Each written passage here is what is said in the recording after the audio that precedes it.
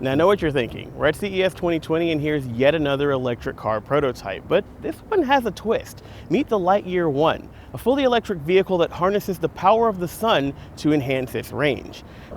Now, the Lightyear One features a lightweight construction of aluminum and carbon fiber and a design that is aerodynamically influenced based on the solar racers of yesteryear. It's got a very low and long design to help it better cut through the air. In fact, even the undercarriage is smooth for better aerodynamics.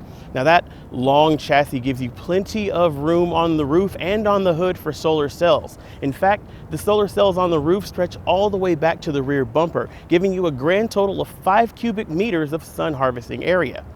Now, even the power of the sun isn't enough to totally power this 5-seater sedan on its own, and that's why there's a 60 kilowatt hour lithium-ion battery pack underneath. Plugging at a DC fast charging station is enough to add around 350 miles of range in just under an hour, and you can also charge this thing at a level 2 station overnight. With a full battery and the power of the sun at your back, you're looking at a range of around 450 miles total. Now, that energy is going to be put through 4 in-wheel electric motors that have been developed in-house by Lightyear.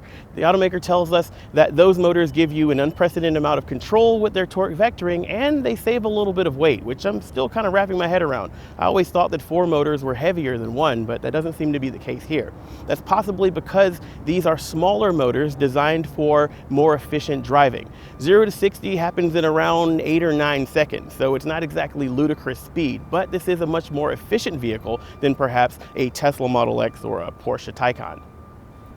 The advantage of these solar panels, we're told by Lightyear, is that the average driver in a place that's sunny like Las Vegas, where we're at right now, can get around 10,000 miles of range just from the sun alone. And that means that with regular charging at home and just parking your car outside where it gets around 8 miles an hour from the sun, you may only need to quick charge once or twice a year. And it does all of that with a cabin that looks like a regular car with really nice materials, dashboard technology that we've come to know and love, like Android Auto and Apple CarPlay. This really does look ready for production. But it's not quite yet. We're still about a year out from them to start building these things in the Netherlands, where they're based. The Dutch company expects that they're going to sell around 1,000 of them in the first year, starting in 2021, for around 150,000 euro, about $166,000 US. You don't have to worry about the conversion just yet in the United States, because by the time they ramp up for production and get over here, they'll probably have reduced that price a little bit due to economies of scales.